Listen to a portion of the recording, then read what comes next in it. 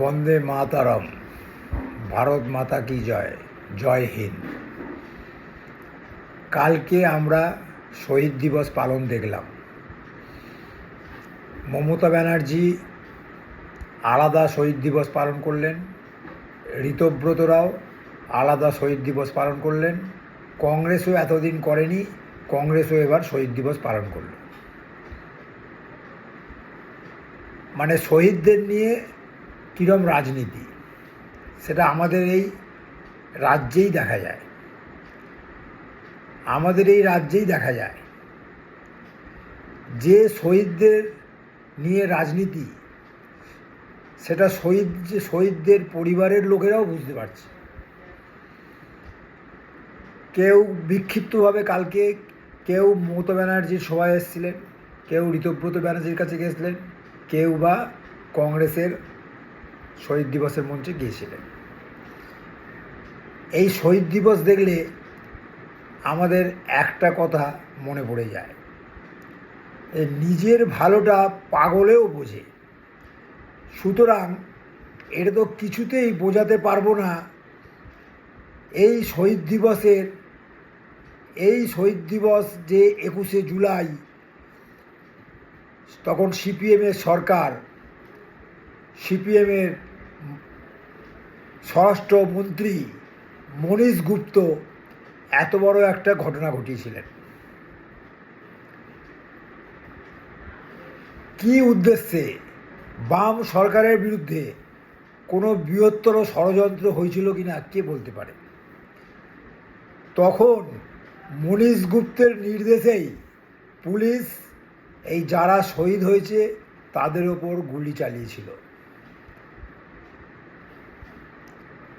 তাই সেই প্রশ্নটাই উঠে আসছে, কেন জানেন?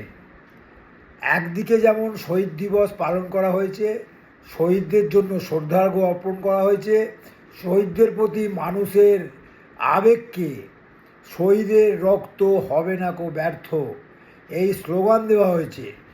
অন্যদিকে যে স্বরাষ্ট্র সচিব মনীশ গুপ্ত গুলি চালাতে নির্দেশ দিয়েছিলেন, তখন তাকে পুরস্কৃত করে এই মমতার সরকার বিগত দিনে।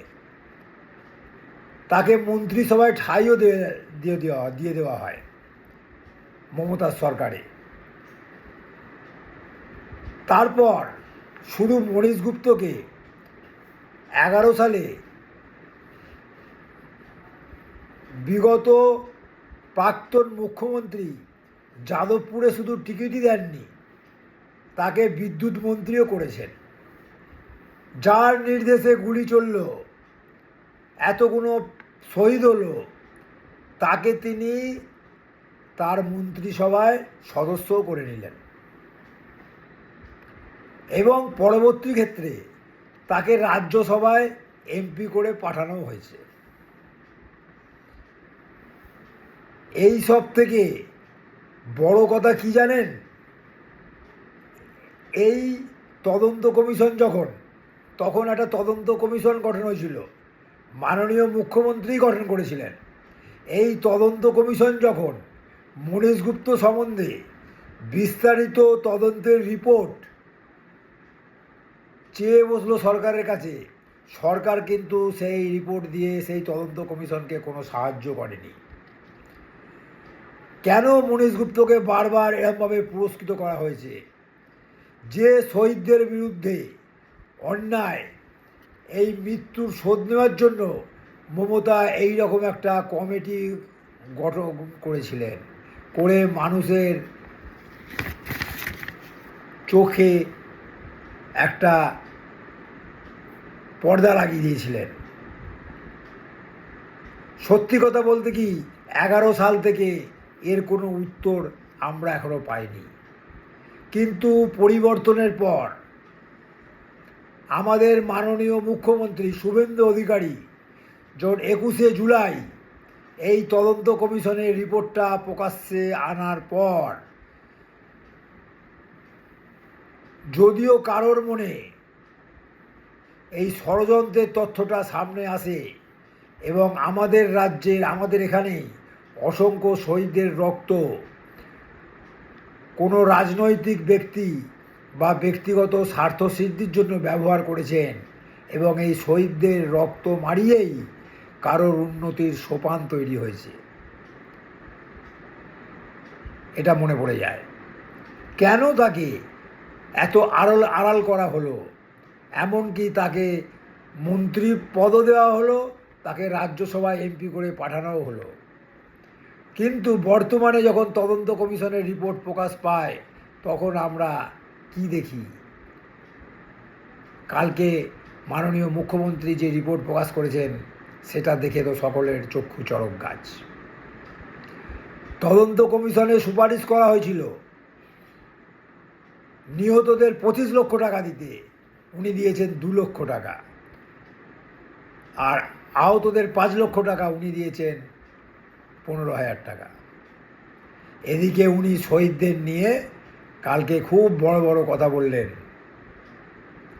মাননীয় মুখ্যমন্ত্রী, বিগত মুখ্যমন্ত্রী, প্রাক্তন মুখ্যমন্ত্রীকে আমি বলছি, আপনি একটু সত্যি কথা বলুন।